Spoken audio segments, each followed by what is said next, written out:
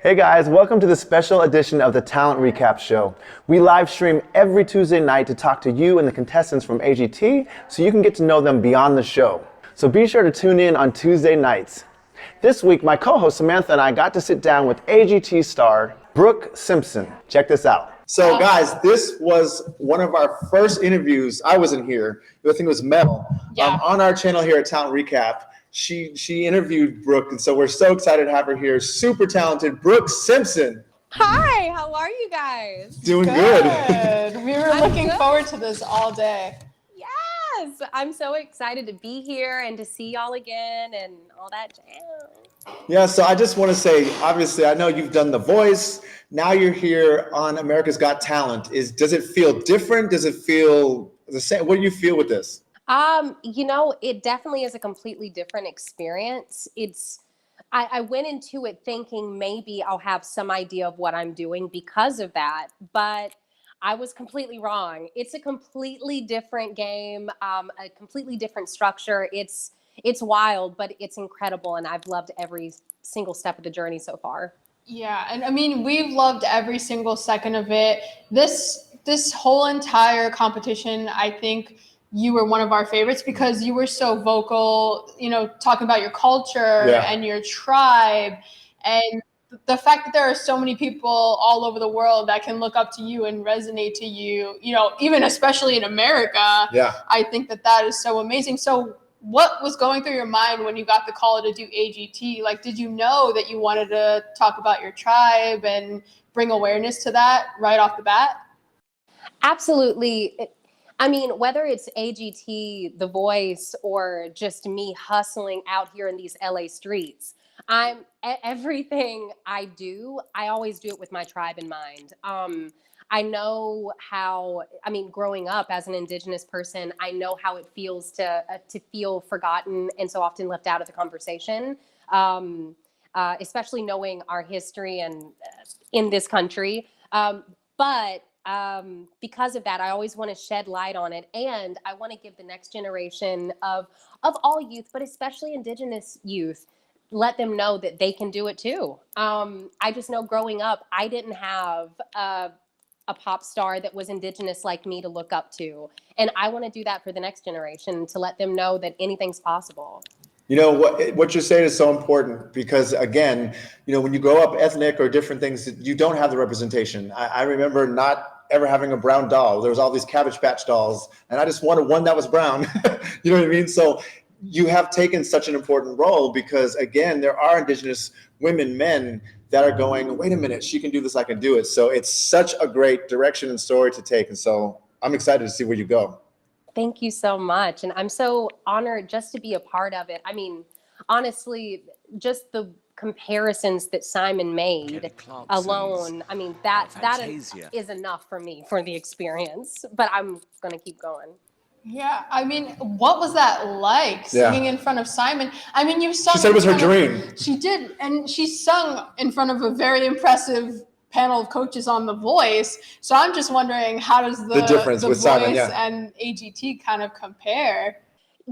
Okay, I will say one similarity. The same thing happened on the AGT stage that happened at The Voice. I blacked out as soon as I got up there. Like the moment we got off, I called my mom. She said, so how did it go? I'm like, I'm going to let Ray tell you because I don't remember anything. So watching it back for the first time with my family, we were in my living room watching it on a projector. And I just remember watching and listening to some of the words Simon was saying and using the comparisons to Kelly Clarkson and Fantasia, women that are a part of the blueprint of why my voice is what it is today. I mean, they helped raise me to the vocalist I am, So that was it was unreal. I mean, what all of the judges said, I was just speechless. And another cool element is you got to perform with your mate, Ray. What was that like? It was incredible. It felt like doing something incredibly stressful, but with your security blanket, whatever that may be for you. It was like doing it, but with my safety net. So starting the song by looking at him seeing his face and his smile, and then him playing the piano, it just felt like we were in our living room at home doing what we do on any given Sunday or whatever day. So I gotta ask, if you guys do win the $1 million, what are you gonna do with it? Oh, girl. If Pay some bills. right, well, that part, because COVID was real. Yes, it was. But also, I want to, every single dream that I've wanted to do but felt creatively stifled because of financial situations, I'm going to make those a reality. I want to record and finish an album. I want to start a jewelry line where I can give a spotlight on Indigenous jewelry because it is so beautiful and it needs to be in the public eye way more. Yeah, there's so much I want to do. And also on top of all of that, I want to help my family. I want to make sure if I eat, everybody eats. So, do you still keep in touch with anybody from The Voice? Absolutely. Honestly, a lot of my season, the people we're still really close friends today. Addison Agan, who was also one of the finalists. Chloe, who now goes by Chloe MK. She won the whole dang thing. We're still really close. Ashlyn. Yeah, we're all still really Carly Webster, she was also Team Miley. Maha, I'm sorry, I'm just naming so many people. We're still a family. We all hang out all the time. And that's probably going to be the same here because you're going to get far on AGT. And so that's going to be one of those things that once you guys are all together again during the lives, I think the same thing's going to happen. I hope so. That honestly was my favorite part of the entire experience with The Voice, like making a whole new group of family members. So to be able to do that again for America's Got Talent, that would be just another part of the icing on the cake. Yeah.